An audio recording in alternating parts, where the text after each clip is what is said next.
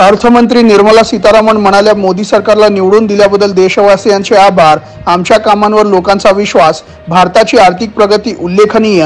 गरीब, महिला, युवा आणि शेतकरी या 4 समाज घटकांवर लक्ष केंद्रित. रोजगार, कौशल्य विकास, लघु मध्यम उद्योग व मध्यम वर्गासाठी 5 वेगवेगळ्या योजना जाहीर. पंतप्रधान गरीब कल्याण अन्न योजनेत 5 वर्षांसाठी वाढ. अर्थसंकल्प सादर करताना अर्थमंत्री निर्मला सीतारामन म्हणाल्या, शिक्षण, रोजगार आणि कौशल्य विकासासाठी 1.48 लाख कोटी रुपयांची तरतूद. शेती क्षेत्रातील उत्पादकता, रोजगार व कौशल्य विकास, मनुष्यबळ विकास व सामाजिक न्याय, उत्पादन व सेवा, शहरी विकास, ऊर्जा संरक्षण, पायाभूत संरचना, संशोधन व विकास, नव्या पिढीतील सुधारणा यावर आमचे सरकार येत्या 5 वर्षात लक्ष केंद्रित करणार आहे. तुम्हाला किती इन्कम टॅक्स भरावा लागेल? नवीन कर प्रणालीनुसार पाहूया. 0 ते 3 लाख उत्पन्न असेल तर 0 कर, 3 ते 7 लाख उत्पन्न असेल तर 5% कर, 7 ते 10 लाख उत्पन्न असेल तर 10% कर, 10 ते 12 लाख उत्पन्न असेल तर 15% कर, 12 ते 15 लाख उत्पन्न असेल तर 20% कर, 15 लाखांवर उत्पन्न असेल तर 30% कर.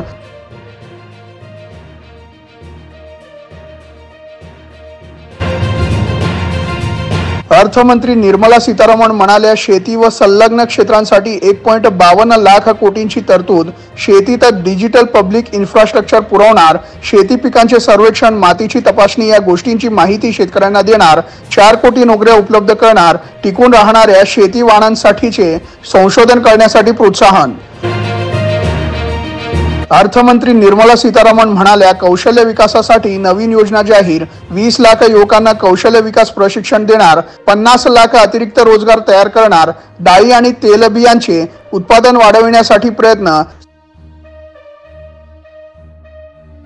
नाबार्डद्वारे मदत देणार. 5 राज्यांमध्ये किसान क्रेडिट कार्ड सुरू होणार. नैसर्गिक शेती करण्यासाठी प्रोत्साहन देणार.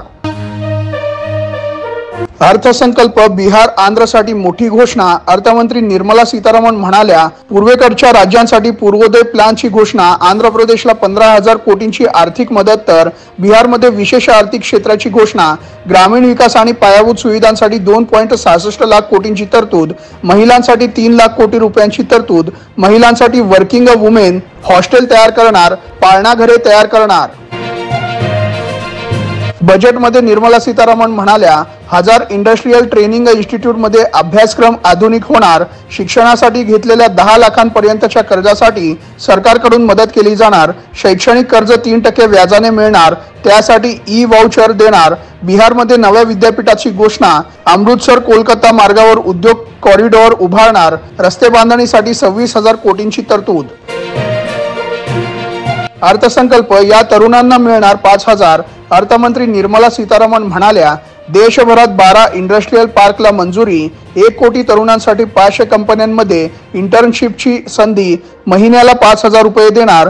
लघु आणि मध्यम उद्योगांसाठी आर्थिक पॅकेज जाहीर. सेवा उत्पादन MSMEsना सरकार पॅकेज देणार. MSMEsसाठी क्रेडिट गॅरंटी स्कीमची घोषणा.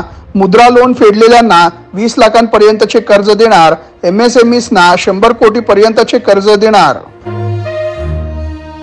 बजेटमध्ये निर्मला सीतारामन म्हणाल्या, पंतप्रधान सूर्यघर मोफत वीज योजना जाहीर. 1 कोटी घरांना महिन्याला 300 युनिट वीज मोफत. पायाभूत सुविधांमधील खासगी गुंतवणुकीला प्रोत्साहन.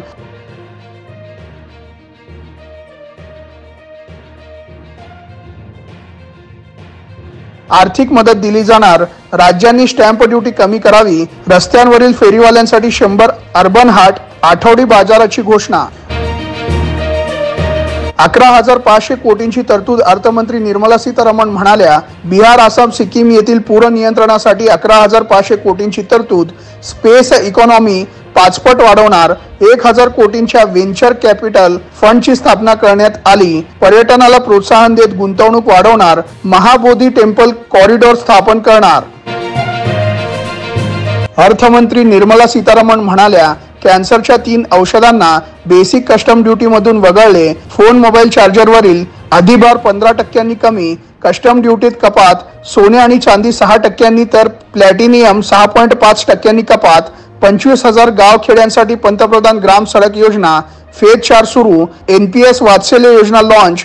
18 वर्षांखालील मुलांसाठी पालकांना गुंतवणूक करता येणार. अर्थसंकल्पात युवकांना नेमकं काय मिळालं ते पाहूया।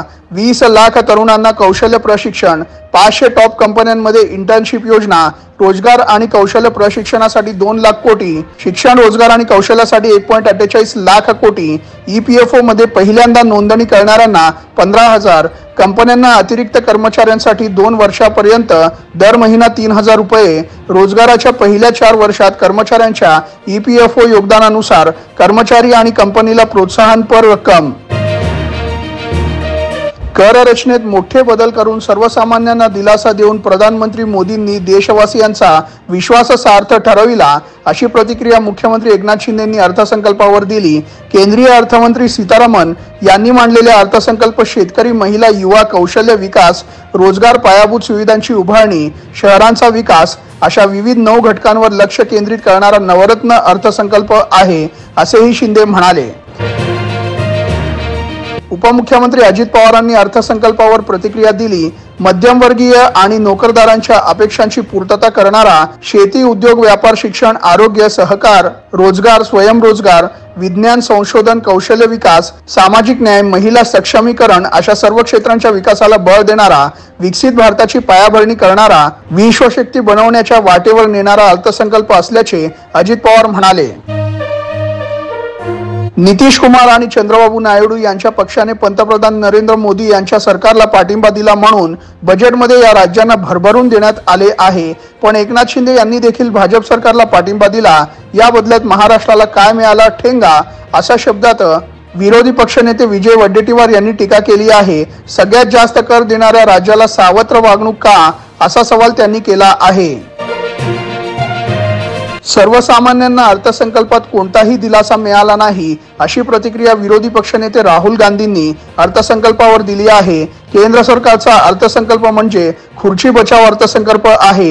यंदाचा अर्थसंकल्प म्हणजे कॉपी आणि पेस्ट। आघाडीतील लोकांना खुश करण्यासाठी अर्थसंकल्प सादर करण्यात आला, असेही राहुल गांधींनी म्हटले आहे। आमदार रोहित पवारांनी अर्थसंकल्पावर टीका केली आहे। देशाच्या तिजोरीत सर्वाधिक धन जमा करणाऱ्या महाराष्ट्राला कायमच सापत्न वागणूक देणारे भाजप सरकार महाराष्ट्रातून पळवलेले प्रकल्प आणि येणारी विधानसभा लक्षात घेता किमान यंदा तरी भरघोस निधी आणि नवे प्रोजेक्ट देईल, ही अपेक्षा होती। परंतु दुर्दैवाने भाजपने परंपरा कायम ठेवत महाराष्ट्राला भोपळा दिला, असे रोहित पवारांनी म्हटले आहे। अर्थसंकल्पावर उपमुख्यमंत्री देवेंद्र फडणवीसांची देखील निराशा झाल्याचा दावा आमदार रोहित पवारांनी केला आहे। देवेंद्र फडणवीस साहेब, बजेटमध्ये महाराष्ट्राला काही नसल्याने तुमची देखील निराशा झाली असेल। केंद्र सरकार महाराष्ट्राशी कसा दुजाभाव करतो याची प्रचिती तुम्हाला देखील आलीच असेल। असो, तुमच्या नोटमध्ये महाराष्ट्राला काही मिळाले असल्यास नक्की सांगावे, असे रोहित पवारांनी म्हटले आहे। मराठा समाजाने 7/12 तुमच्या नावावर केला आहे का, असा सवाल भाजप नेते प्रवीण दरेकरांनी मनोज जरांगेंना केला आहे।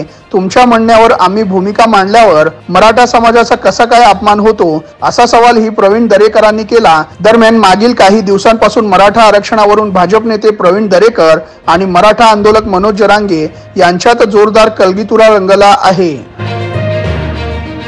मध्य प्रदेशातील महाकाल नगरी उज्जैन येथे श्रावण महिन्याच्या पार्श्वभूमीवर मोठा निर्णय घेण्यात आला आहे। श्रावण महिना सुरू झाल्याने या ठिकाणी 2 सप्टेंबर पर्यंत सर्व शाळा रविवारी सुरू राहतील, तर सोमवारी सर्वांना सुट्टी दिली जाणार आहे। श्रावण महिन्यात महाकालेश्वर मंदिरात दर्शनासाठी देशभरातून अनेक भाविक हजेरी लावतात, त्यामुळे वाहतूक कोंडी होते। त्या पार्श्वभूमीवर हा निर्णय घेण्यात आला आहे।